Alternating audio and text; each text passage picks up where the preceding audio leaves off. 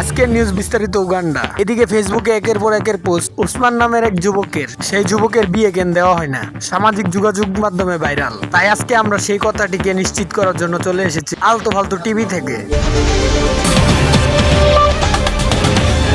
আমরা এখন সরাসরি চলে যাব কিছু স্থানীয় লোকেদের কাছে, উসমান নামক যুবক বিয়ে করবে কিনা। আমাদের বড় ভাই উসমান ভাইরে বলতাছি আমরা, উসমান ভাই তুমি বিয়ে করো, তোমার পাশে আমরা আছি, তোমার হোমিনা সবাই বিয়ে করেছে, তুমি শুধু ভাই আছো, তুমি বিয়ে করো, আমরা পাশে আছি। উসমান ভাই তুমি বিয়ে করো, আমরা তোমার লগে আছি। তুমি বিয়ে করো, তোমরা লগে আছি।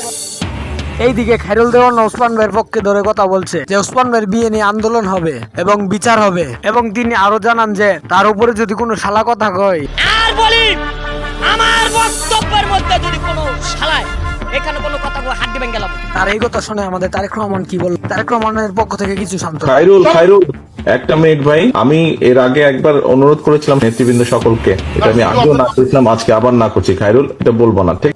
Today we become one heart, one soul, forever united in love and tradition. এইদিকে আমরা আরো জানতে পারলাম যে উত্তর কোরিয়ার প্রেসিডেন্ট খায়রুল দেওয়ানের পক্ষ ধরে কথা বলছে আমাদের এই উসমান ভাইয়ের সম্বন্ধে, উত্তর কোরিয়ার প্রেসিডেন্ট তোমার লগে আছে।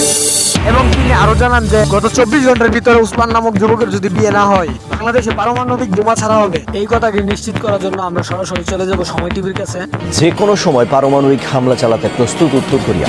শত্রুরা উস্কানি দিলে পারমাণবিক হামলা চালাতে দ্বিধা করবে না দেশটি, এমন হুঁশিয়ারি দিয়েছেন উত্তর কোরিয়ার সর্বোচ্চ নেতা কিম জং উন।